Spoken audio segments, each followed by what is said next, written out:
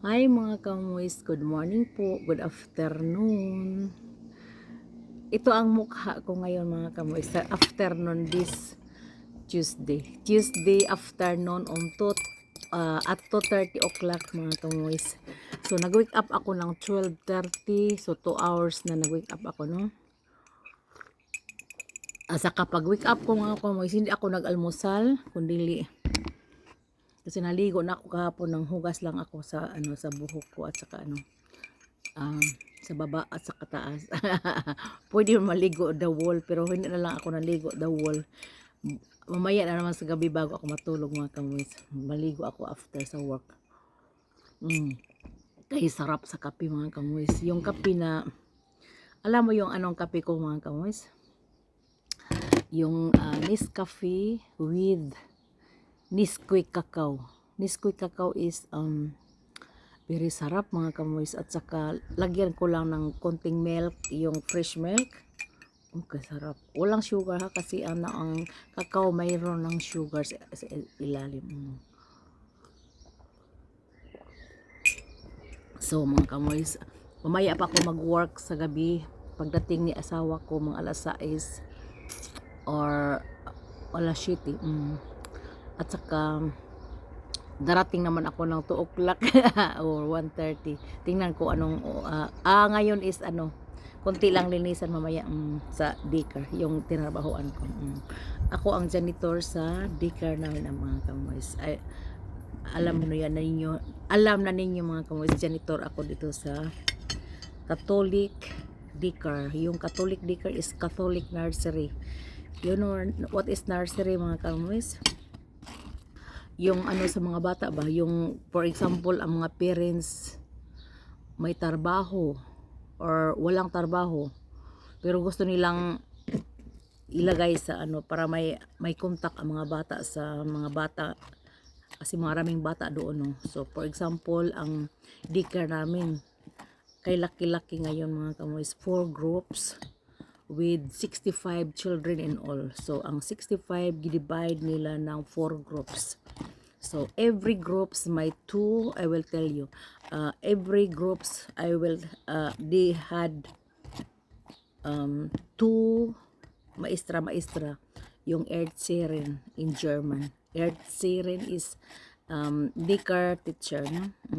At saka mga kamumoys, 2 or 3. So 12 or 13 children in ano lang ninyo, 65 divide 4 groups, ilan yun? 65. Parang 13 or 12 children mga kamoys. 12 and a half. Basta kay may pagkain yon, ang nag-wish na pakainin yung mga bata mga kamoys. Ang parents mag-wish yun kasi may catering doon. Pero bayaran, not free. Ang extra bayaran ang for example ang mga bata, bayaran yun pag how much ang income ninyo, depende yun ibayad ninyo sa daycare monthly. Sa amin noon si Christoph nagbayad kami yung kasi si Christoph matagal pa siya, hindi pa namang horan, ang gap nila 8.5 years with my second daughter, my second child. Yung si Ipa at saka si Lisa, parang sila twins. Na kasi 1.5 months 1 year and half months lang ang gap nila. At saka yung nag-daycare sila mga kamumoys, one free, basta dalawa ang magkapatid sa daycare, one is free. Maganda yun. At saka hindi naman kami malaki ding income namin, at saka may yun, depende yun sa income mga kamoys. So nagbayad kami, at saka yung kang Ifa at saka Lisa is free. That is very good. At saka naglinis na ako doon mga kamoys. Yung paglinis ko mga kamoys doon noon na, yung maliit pa si Ipa at si Lisa, yung nanganak ako sa kanila, nagtrabaho na ako doon. Before sila ipinanganak ko, nakatrabaho na ako sa daycare, yung Catholic daycare sa Busam, sa amin place namin. At saka ang purpose ko sa pagtrabaho ko mga kamoys, na may pension ako later. Kasi yung na ito, yung decor na ito is malaki ang sweldo no, kaysa ibang ano, ang ano nila is malaki mga kamoys talaga ang maglinis. Never mind maglinis ko mga kamoys kasi ang paglinis ko doon is ano lang, mag-isa lang ako mga kamoys. Walang ano, may susi ako, pwede ako mag-music, radio or yung cellphone ko, Manila ano yung music ko mga kamoys, Tagalog English, yung mga oldies. Ito ang ginamit ko palagi kasi makagamit din ako sa wifi, so no problem. So mga kamoys, bakit nagpunta ako sa tema na ito kasi gusto ko lang imalaman na nagtrabaho ako sa hapon, sa umaga. I will tell you, sa umaga ang trabaho ko sa bahay lang mga kamoys, pag wake up ako ng alas 12:30 or 1 o'clock. So kanina I will show you anong ginawa. Marami akong nilabahan, pinalabas ko na pero huwag hindi ko ako nangayhay doon sa labas kasi maraming hangin. Dito lang sa may terrace kasi mainit dito. Dito ang ginawa ko kanina. Ito. Dalawang standard mga kamoys at saka madali silang mauga mga kamoys dito kasi very hot sa terrace. Kasi ang atip is parang ano yun, parang init ba. At saka mag ano ka dito sa terrace, makaupo ka parang nabilad ka mga kamoys. Pwede ka mag ano parang sauna. Parang sauna talaga mga kamoys. Makaupo ka diyan. Singot ka na, singot ng puwet mo. So, mga kamoys, magsuroy-suroy muna ako dito sa labas ha. Ipakita ko sa inyo ang mga tanim ko. Ito ang tanim, itong tanim na ito mga kamoys, magbalik-balik lang yun every year. Every year, taniman ko siya. Hindi ko na taniman. Ito kinuha ko yun doon sa front yun, itong tanim na ito. At saka, ito mga kamoys, mga tanim ko yun. Pag mag-winter, matulog yun sila mga kamoys. Ito. Pag mag-winter, matulog yun sila. Bakit ano yung nangyari sa ano ko? Sa camera ko. Ha?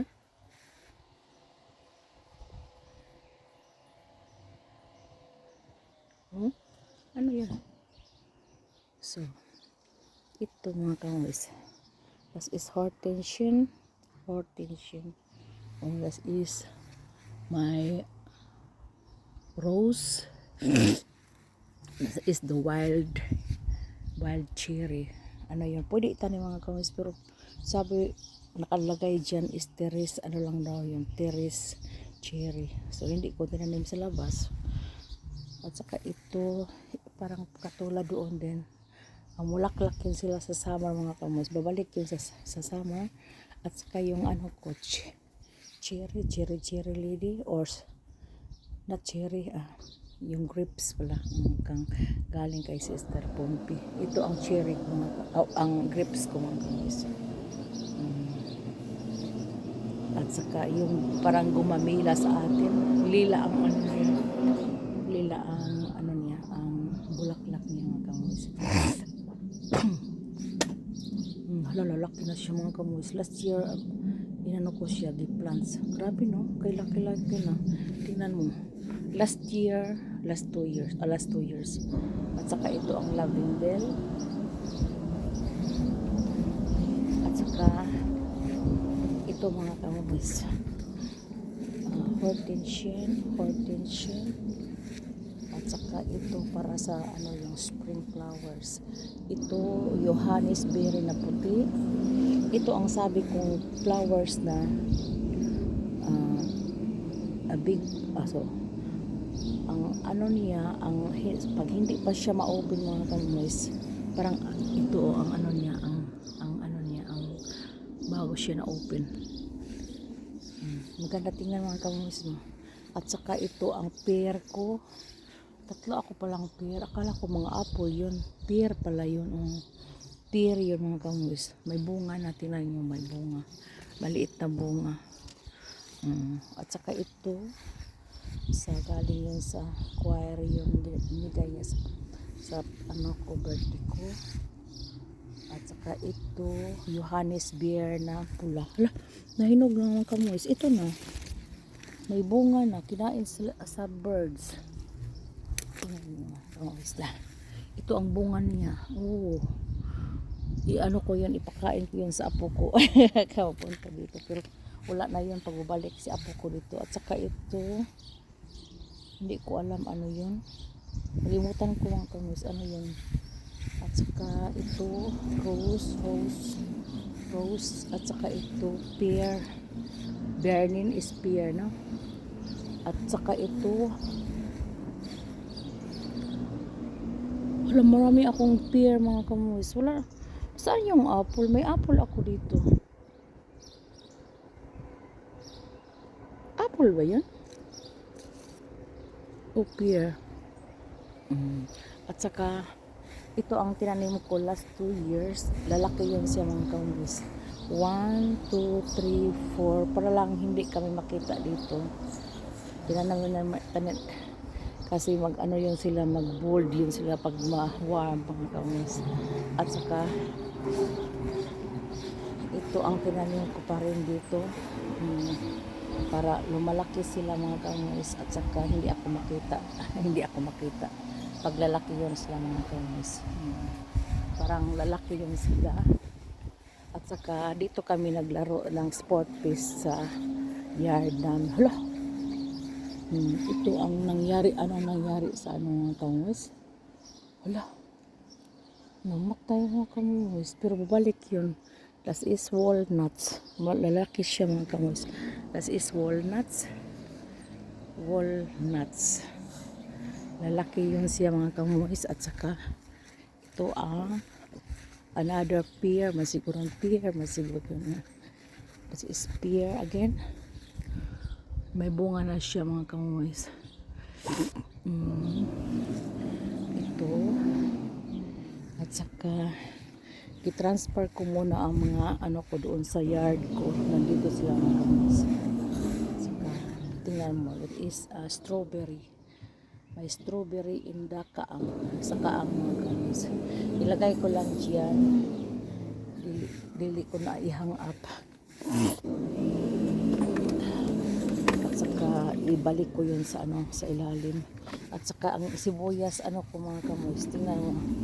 Ang sibuyas, dahon sibuyas ko, babalik din after sa winter. At saka yung bay leaf. You know bay leaf mga kamoys? Yung bay leaf is laurel in German, no? O ni, bay leaf is laurel. Oh, laurel. Ito petersilia mga kamoys. Petersilia, babalik din sila sa winter. At saka marami mga kamoys na plants ko sa so nag-transfer kami dito 2020 kami nag-transfer dito mga kamoys. So ito ang mga tanim ko sa likod lang yun ha. Ipakita ko inyo ang sa harapan. May tanim ako doon sa harapan. Doon sa kabila is may neighbor yung mga kamoys.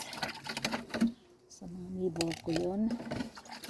At saka sa kanila yun mga neighbors yun. Sa neighbor yung mga kamoys. At saka dito lang sa amin sa left side. At saka ito yung payag-payag na ginawa namin ni Ranhad. Ito para rin sa bisikleta mga kamoys. For bicycle. At saka dito kami nagawa ng sport fest last Thursday. Ito ang lagyan namin sa lawnmower. Schopenhaistas. Shopping mga kamoys. Walang langaw ngayon kasi parang lamig-lamig mga kamoys. Parang mainit na malamig. Maganda din. At saka ito ang terrace namin mga kamoys. Maraming abubot dyan. At saka nilabahan kanina. I-hang up ko. Kung walang bisita mga kamoys is karandrakas yung ano ko. At saka ito ang pinakalaking hortensia ko kamoys. Yung hindi tinanim ko yun 3 years before namatay si Upa or 4 years. Ito nakalaki sila mga kamoys. dito sa may kilid sa bahay ni Opa. Until now, buhay pa siya. Ako ang nagtanim nito kasi sinabihan ko si Opa, pwede taniman dito Opa sa kilid-kilid ko, sa kilid-kilid sa inyo. Siya okay. Mamulak niya siya. May bulak na siya mga kamumis pero wala pa. Rosa yun siya. Rosa. At saka ito ang dalawang ano yun? Carl Rosenfeld. Carl Rosenfeld yung bulaklak na ito mga kamis, yung sa summer. Hala, bakit man ano kamera ko?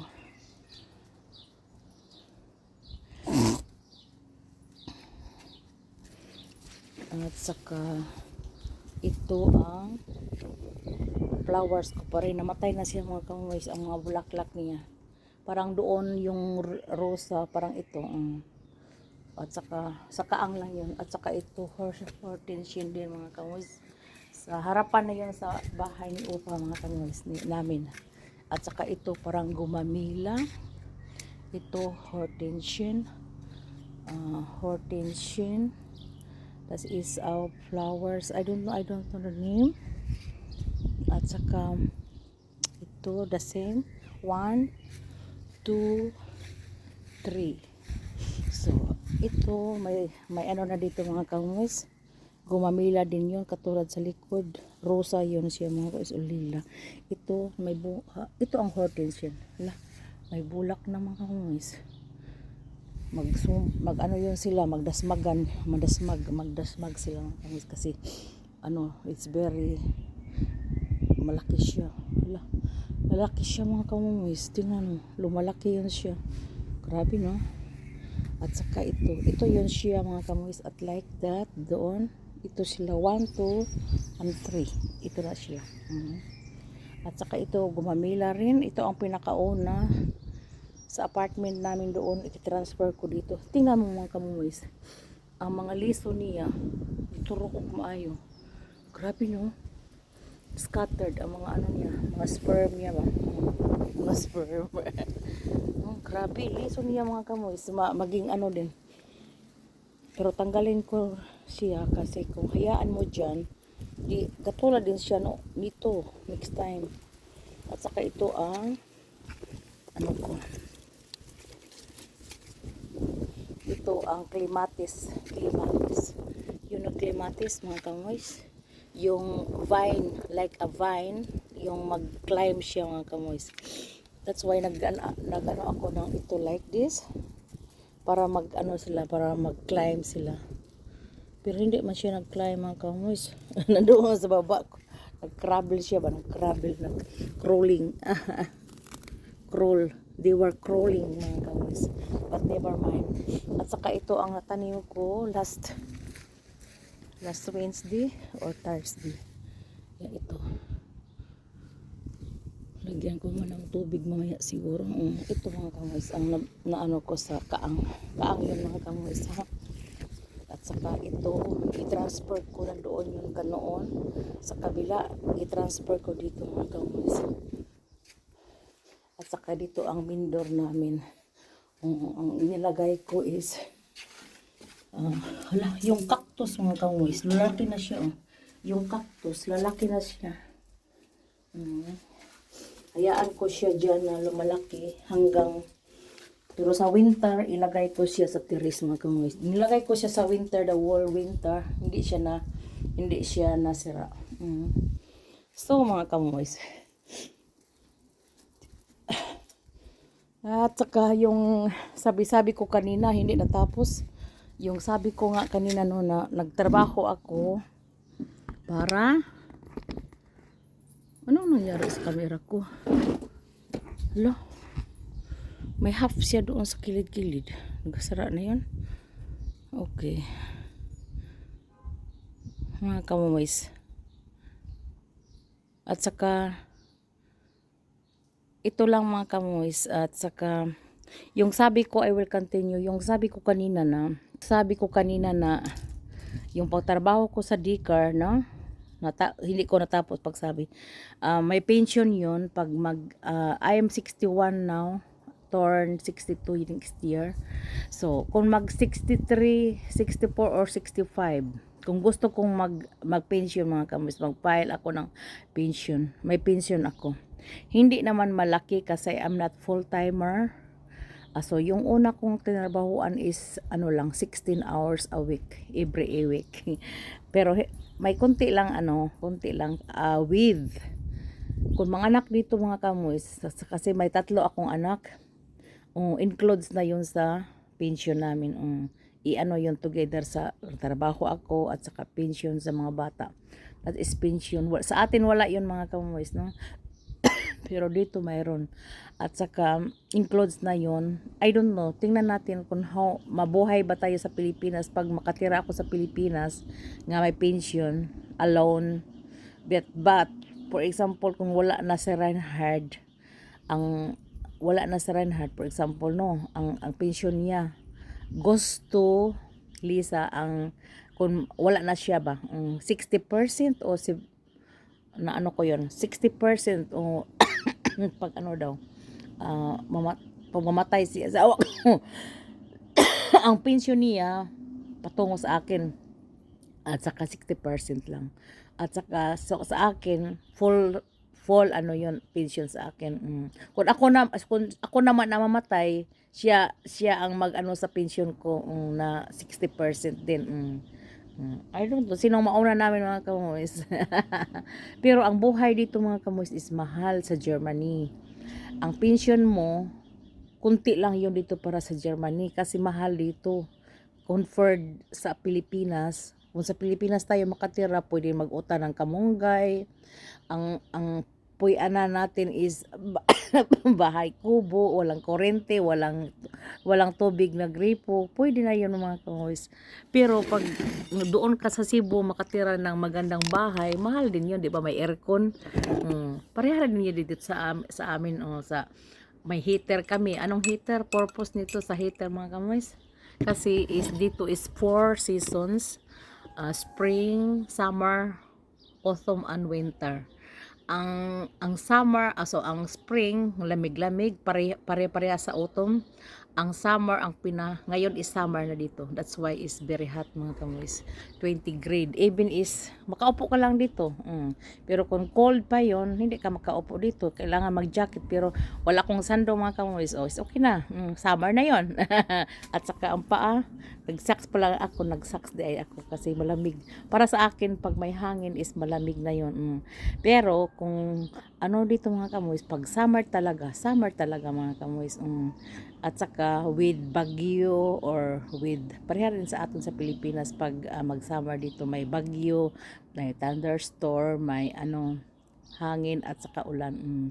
Pero ang winter dito mga kamoys, wala yon sa atin. Ang winter dito kailangan mag-ano ka ng fake jacket, mag-socks ka palagi. Natuto kami dito mag-ano kasi palagi kami nag-socks pag winter at saka dubli-dubli pa mga kamoys, mag sweat shirt at bra, sando, anong mga dito mga kamoys isuot sa winter? Bra, sando, t-shirt, sweatshirt at saka jacket. Yung fake na jacket kung pupunta ka sa labas.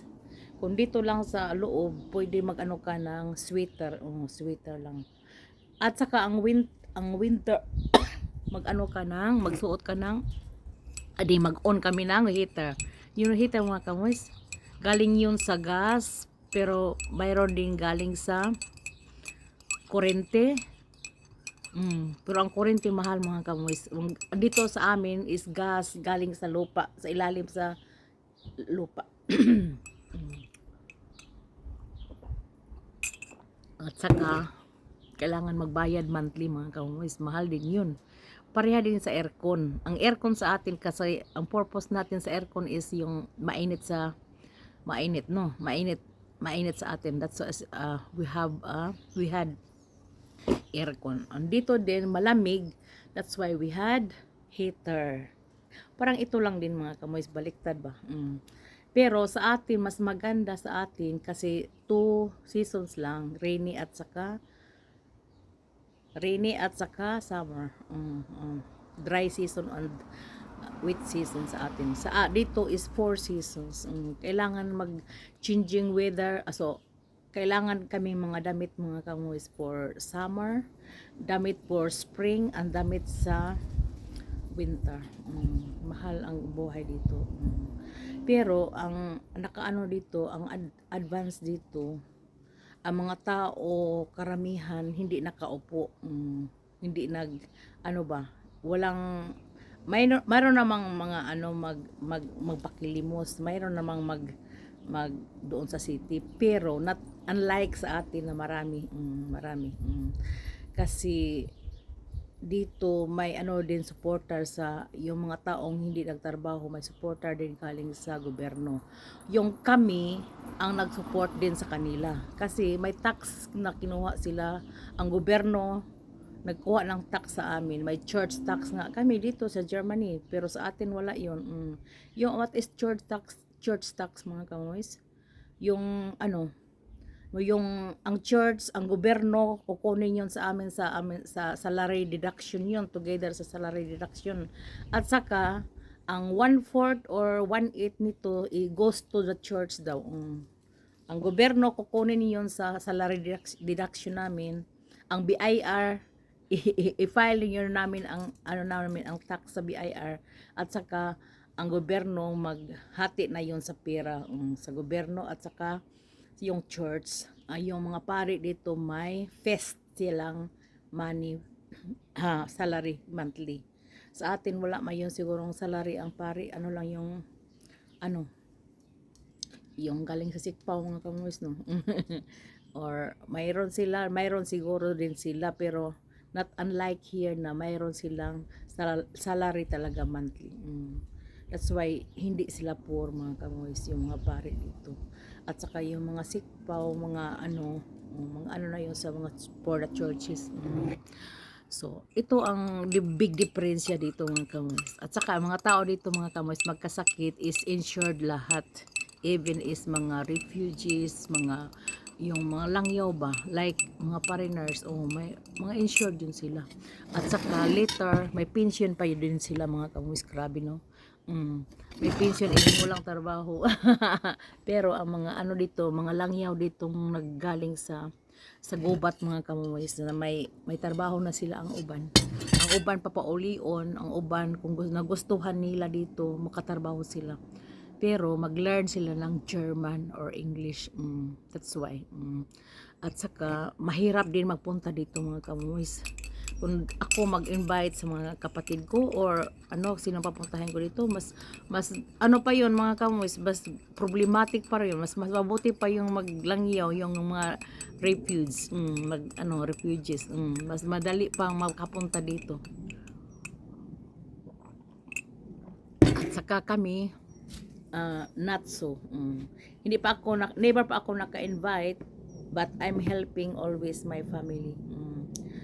That is the problem mga kamoys. Kung sinong magkasakit or may nangailangan ng pera, katulong ako ng konti, not big but konti.